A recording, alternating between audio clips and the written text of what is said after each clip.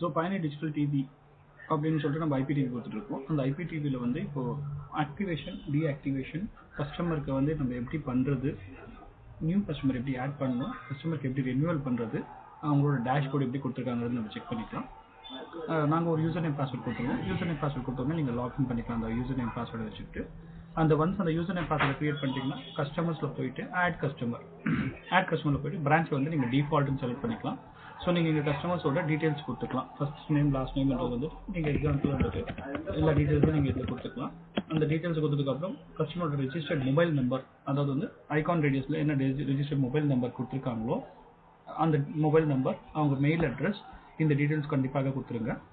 சிட்டியில் சென்னை, பின்கோடு வந்து என்ன பின்கோடில் இருக்காங்களோ அந்த பின்கோட். ஸ்டேட்டில் பார்த்தீங்கன்னா கம்பல்சரியாக தமிழ்நாடு அப்படின்னு சொல்லிட்டு நீங்கள் செலக்ட் பண்ணிக்கோங்க.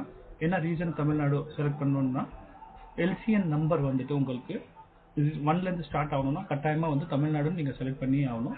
அந்த டீட்டெயில்ஸ் எல்லாமே கொடுத்துட்டு நீங்கள் சப்மிட் கொடுத்துக்கோங்க.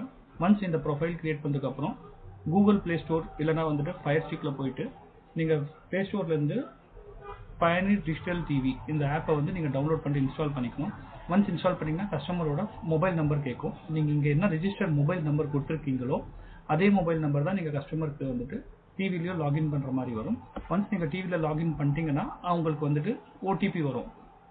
ஓடிபி போட்டுட்டு வெரிஃபிகேஷன் பண்ணிட்டீங்கன்னா கஸ்டமரோட செட்டப் பாக்ஸோட மேக் நம்பர், செட்டப் பாக்ஸ் இங்கன்றது வந்துட்டு நார்மலாக பாக்ஸ் கிடையாது. அதாவது அவங்க டிவியில் என்ன மேக் அட்ரஸ் இருக்கோ அந்த மேக் அட்ரஸ் நம்மளுக்கு இங்கே ரெஜிஸ்டர் ஆகும். ஒன்ஸ் அந்த மேக் அட்ரஸ் இங்கே ரெஜிஸ்டர் ஆயிடுச்சுன்னா நீங்கள் டேரெக்டாக உள்ளே போயிட்டு அந்த செட்டப் பாக்ஸோட நம்பர் இங்கே காமிக்கும். உங்களுக்கு ஆக்ஷன்ஸில் போயிட்டு உங்களுக்கு வந்து கஸ்டமருக்கு வந்து நீங்கள் ஆட் பார் மாடிஃபை ப்ராடக்ட்டை கொடுத்துட்டு 12 months 6 months 3 months இல்லைனா எவ்வளோ நாளுக்கான நீங்கள் பேக்கேஜ் செலக்ட் பண்ணுறீங்களோ நீங்கள் அதை செலக்ட் பண்ணிக்கலாம். அஸ்யூமிங் தட் நான் இப்போ ஒரு 30 daysக்கான பேக்கேஜை போடுறேன்.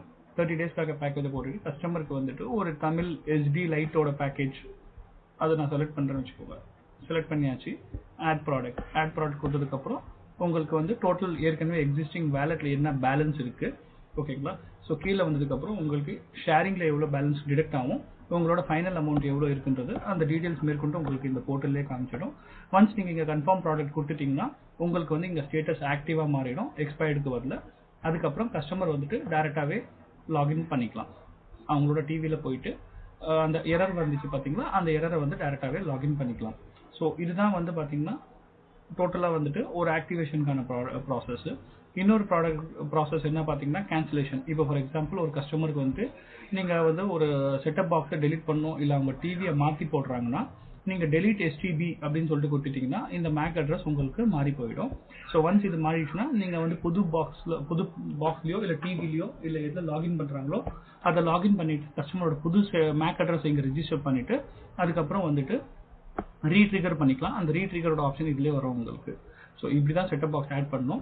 சப்போஸ் பயணி டிஜிட்டல் டிவியோட செட்டப் பாக்ஸ் ஆட் பண்ணணும் அப்படின்ற பட்சத்தில் ஆட் செட்டப் பாக்ஸில் போயிட்டு கஸ்டமரோட பயணீர் செட்டப் பாக்ஸில் வந்துட்டு நீங்கள் இங்கே வந்து என்ன மேக் அட்ரஸ் வேணுமோ அந்த மேக் அட்ரஸ் வச்சுட்டு நீங்கள் சப்மிட் கொடுத்துட்டீங்கன்னா உங்களுக்கு டிவிலே கூட நீங்கள் இந்த சாஃப்ட்வேரையும் இந்த சேனல்ஸையும் யூஸ் பண்ணிக்கலாம். ஸோ இதுதான் ஆப்ஷனு. அதே மாதிரி வந்து வேலெட் டாப்அப் வந்து ஆஸ் யூஷுவல் நீங்கள் எப்போவுமே போல் ரீசார்ஜ் பண்ணுறது தான்.